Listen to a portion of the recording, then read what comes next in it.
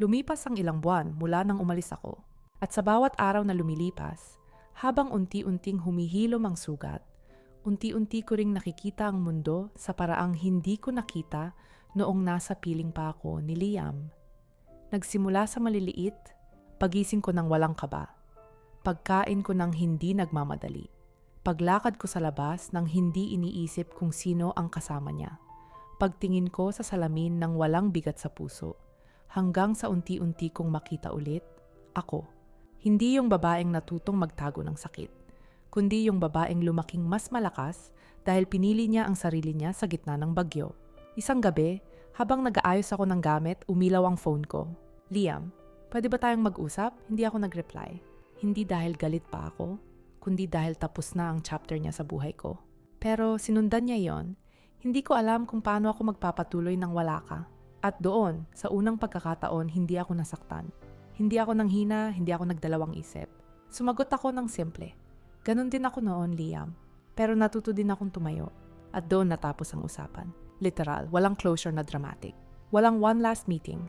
Walang pwede ba tayong maging friends. Walang kahit ano. And sa una sa matagal na panahon, okay lang sa akin yon. May mga gabi pa rin na nababalikan ko ang sakit. Ang mga chat ang hotel. Ang boses niya habang nagsisinungaling. Pero tuwing inaalala ko yon, lalo kong nakikita ang transformation ko. Naging mas matalino, matapang, mapagmahal sa sarili, marunong pumili, aware sa red flags. At tuwing naiisip ko kung gaano ako nasaktan, isang bagay ang pumapasok sa isip ko. Kailangan ko pala yon para makita ko kung sino talaga ako. Minsan, nagkita kami ni Liam nang hindi sinasadya sa grocery. Payat siya maputla. Nakatitig sa sahig. Parang nabawasan ng kalahati ang buhay niya. Kamusta ka? Tanong niya mahina. Okay naman. Sagot ko, totoong-totoo, tumango siya. Tumingin siya sa mata ko at doon ko nakita ang lungkot. Hindi lungkot ng taong iniwan, kundi lungkot ng taong iniwan dahil hindi niya pinahalagahan. Masaya ako para sa'yo, sabi niya. At ngumiti ako, hindi ngiting mayabang, hindi ngiting mapangasar. Ngiting payapa, salamat Liam. Sana maging masaya ka rin, sa sarili mo muna. Tumango siya at tumulo ang luha niya.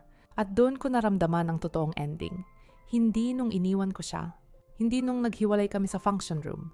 Ang totoong ending ay yung araw na wala na akong galit. Wala na akong hinahabol. Wala na akong gustong patunayan. Araw na natuto na akong mahalin ang sarili ko ng mas higit kaysa sa kahit anong relasyon. May mga taong tinuturo sa atin kung paano magmahal. At may mga taong tinuturo sa atin kung kailan dapat umalis. Pareho silang mahalaga. At sa huli, hindi tungkol kay Liam ang kwentong ito. Tungkol ito sa babae na pinili ang dignidad kaysa drama, ang katahimikan kaysa gulo, ang sarili kaysa sa taong hindi siya pinili. Ito ang araw na natagpuan ko ulit ang sarili ko at hindi ko na siya binitawan.